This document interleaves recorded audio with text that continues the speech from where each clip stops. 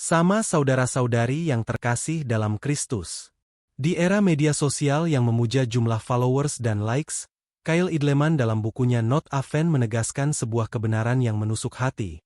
Banyak orang yang mengaku percaya, ternyata hanya sekadar penggemar Yesus, bukan pengikutnya. Seorang penggemar mungkin hafal ayat-ayat kitab suci, rajin hadir di gereja, atau antusias mengikuti berbagai acara rohani. Namun, ketika dihadapkan pada pilihan untuk melepaskan sesuatu yang menghambat pertumbuhan rohaninya, entah itu ambisi pribadi, keterikatan pada harta, atau kebiasaan buruk, ia enggan melakukannya. Penggemar hanya bertahan selama suasana menyenangkan, sementara seorang pengikut sejati berani membayar harga demi kesetiaan. Injil hari ini menampilkan situasi yang sama. Banyak orang berbondong-bondong mengikuti Yesus. Mereka terpesona oleh mukjizatnya. Popularitasnya meluas, dan Yesus bisa saja memanfaatkan momen itu untuk membangun basis penggemar yang besar. Tetapi justru sebaliknya, ia menantang mereka untuk berhenti menjadi penonton dan benar-benar menjadi murid. Yesus berkata tegas, menjadi murid berarti siap memikul salib, rela meninggalkan keterikatan duniawi, dan mengutamakan Allah di atas segalanya. Itu bukan ajakan untuk hidup sengsara, melainkan undangan untuk menemukan kebebasan sejati. Sebab hanya mereka yang berani kehilangan, yang akhirnya akan menemukan hidup. Di zaman sekarang, ajakan ini terasa semakin relevan. Kita hidup di era di mana menjadi penggemar jauh lebih mudah daripada menjadi pengikut. Dengan sekali klik, kita bisa mengikuti akun rohani, menyukai khotbah motivasi, bahkan membagikan ayat-ayat indah di media sosial. Namun pertanyaannya, apakah kita hanya berhenti pada level itu, ataukah kita sungguh mau membiarkan Injil mengubah cara kita berpikir, memilih, dan bertindak? Hal ini mengingatkan saya pada sebuah kisah nyata yang pernah dimuat di media internasional pada tahun 2019 di mana menggambarkan perbedaan antara penggemar dan pengikut.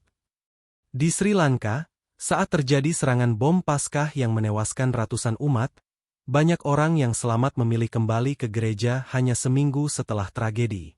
Wartawan BBC melaporkan seorang ibu yang kehilangan dua anaknya berkata, "Saya datang kembali bukan karena saya tidak takut. Saya datang karena Yesus adalah hidup saya. Tanpa Dia, saya tidak punya kekuatan." Kata-kata itu mengguncang banyak orang di dunia. Ia bukan sekadar penggemar yang pergi saat suasana tidak nyaman. Ia adalah pengikut sejati yang berani tetap setia meski salib terasa begitu berat. Inilah undangan Yesus untuk kita semua. Jangan puas hanya menjadi penonton yang bertepuk tangan ketika mujizat terjadi, lalu berbalik arah ketika jalan menjadi terjal. Yesus menginginkan murid yang berkomitmen, yang sanggup mengasihi hingga akhir, yang tetap setia sekalipun dunia menertawakan, meremehkan, atau bahkan melawan.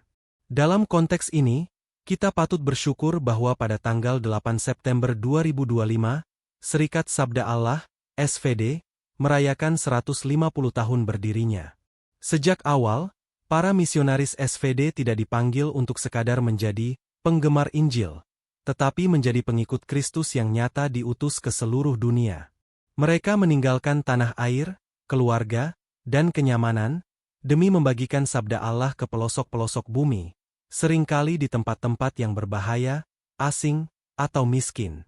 Kesetiaan mereka adalah bukti hidup bahwa mengikut Kristus berarti siap membayar harga, tetapi juga mengalami sukacita sejati dalam pelayanan.